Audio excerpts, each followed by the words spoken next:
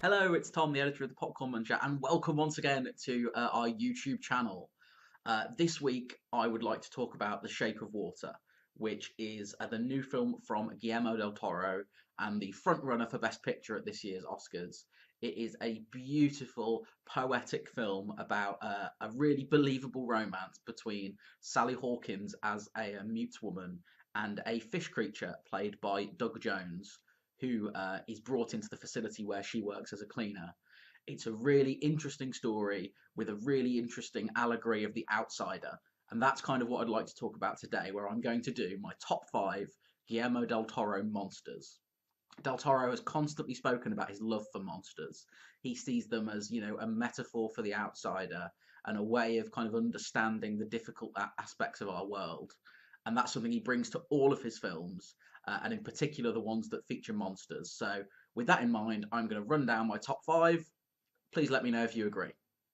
Since childhood, I've been faithful to monsters. I have been saved and absolved by them, because monsters, I believe, are patron saints of our blissful imperfection. And they allow and embody the possibility of fail and live. Remember, you're fighting for this woman's honor, which is probably more than she ever did. First off, an honourable mention for The Judas Breed from Mimic. Mimic was the first film that Del Toro made in the English language. Famously, he's not a massive fan of how the movie turned out. There's a director's cut that he prefers, but in general, he kind of thinks that studio interference scuppered the film, really, and it's not really his vision. However, it does showcase his fascination for insects and insect creatures, because that's what The Judas Breed is all about. And Mimic is not quite as symbolically rich or as thematically rich as many of Del Toro's other films, but the Judas creatures are very memorable, and it is, you know, a perfectly serviceable creature-focused action film. It's not the heights of Del Toro's other films, but the creatures are a fantastic creation. Very nice. High five. So, at number 5, starting off the list proper, is Santi, the ghost from El Espinazo del Diablo, or The Devil's Backbone. This is the kind of pinnacle of Del Toro's humanist vision. It's a ghost story from a humanist perspective, where Santi is absolutely a monster, a ghost, but not one who's evil in any way. Santi is kind of the embodiment of something that the film is trying to get to. He's a ghost in an orphanage where an unexploded bomb from the war sits foreboding in the courtyard as like a reminder of the evil of humanity. And Santi is an embodiment of innocence and an embodiment of the greater parts of humanity. And so to see that mesh with the idea of a ghost story, to mesh with real scares, is a prime example of Del Toro's vision, and for that reason, Santi is a very memorable monster indeed. Because we're a team now, and there's 4 of us, so we should come up with a name for it. Number 4 goes to Del Toro's debut film, Kronos, and the vampire monster within. It's a completely different, completely innovative take on the vampire story. Again, it showcases Del Toro's fascination for insects, because the central character becomes a vampire as a result of using the Kronos device, which is a sort of mechanical clockwork scarab beetle that pierces his skin. And it's that turns the central character into this vampire. There are some horrific scenes of the kind of vampiric urge taking him over. But as in so many of Del Toro's films, the monster actually proves to be far more human than many of the humans in the story. It's a really kind of heart-wrenching take on the vampire story. A vampire character with real personality, with real struggles, and with real complexity. It's Del Toro's first film, and it's still one of my favourites, so Kronos is number 4 on this list. Why is it, when something happens, it is always you 3? At number 3 on this list is the film that for me is Del Toro's masterpiece so far, Pan's Labyrinth. It is a wonderful Spanish language tale, again set during the Spanish Civil War. Allegories of fascism, allegories of the outsider once again, childlike innocence, all of the themes you'd expect from Del Toro. And the monster I've chosen at number 3 is the Faun, who is played by Doug Jones, who we will see again on this list. He is a character who is both charming and kind of Machiavellian in equal measure. Early on, the central character is told, you can't trust a faun, you can't trust what they tell you to do, and yet Ophelia is still drawn to carry out the tasks provided by the faun.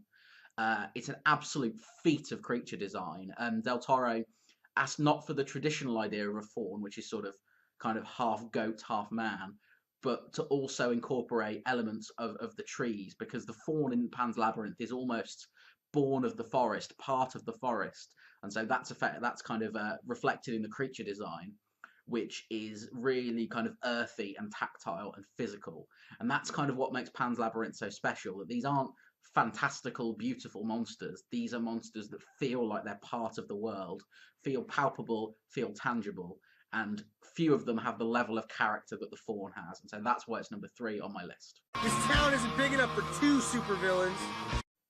So, number 2, it's the reason we're here. It's The Shape of Water, and Doug Jones, once again, playing the asset, or the fishman, in this film. I've spoken already on this list about how Del Toro creates monsters with personality, with more humanity than many of the human characters, and that's certainly the case with the asset, who develops this really tender, really plausible relationship with Sally Hawkins' character. They bond over her leaving eggs on the side of its tank, and then the sign language that they're both forced to use brings them closer together, and they also have this link to music, where she plays music to him as he's in his tank. They dance together, and it really brings together this bond that Del Toro is always keen to suggest, that it's the outsiders in society that are often the most pure, and it's those with privilege that are often the most corrupted and the most, should be brought down. So whether it's the fascist character in Pan's Labyrinth, or Michael Shannon's hideous sort of Texan torturer in Shape of Water, it's always the outsider that's the hero of Del Toro's films. And that is brought beautifully to the forefront in The Shape of Water, which features a tremendous performance from Sally Hawkins and some tremendous work by Doug Jones as the Fishman, which is brought to life through fantastic visual effects, makeup, prosthetics. It's a beautiful film, and I sincerely hope it wins at the Oscars this year. You were the chosen one! So that brings us to number 1, and almost certainly the first creature you thought of when I said I was doing this list. It is the Pale Man from Pan's Labyrinth. Another Doug Jones creation. He is obviously the pinnacle of Guillermo del Toro's monster characters. The Pale Man is such a wonderful creation. He is absolutely chillingly terrifying. When you first see him seated in silence at his table, when he reveals the eyeballs that go into his hands, and then when he begins to move, begins to walk with all this saggy, horrible skin, like a sort of combination of a pensioner and a testicle. But it's the most kind of horrific, slow-moving, lumbering monster. But there's something about him that's so horrible, whether he's, when he bites the head off the fairy characters, he no longer looks strange and amusing, but truly terrifying and capable of extreme violence and extreme horror. It's an indelible image, that image of him with the eyes in his hands. There's a reason it's the most memorable image from Pan's Labyrinth, and one of the most memorable images in recent horror cinema in general, because the Pale Man is a hell of a creation. And it's rare that Del Toro creates a monster that you can see as evil, but the Pale Man certainly is that. Though there is a morality to the way the Pale Man works, in that he tends to attack only those that steal from him. And so even the Pale Man, this most apparently evil of creatures, has a moral core to him, and that is something that Del Toro always brings through in his monsters.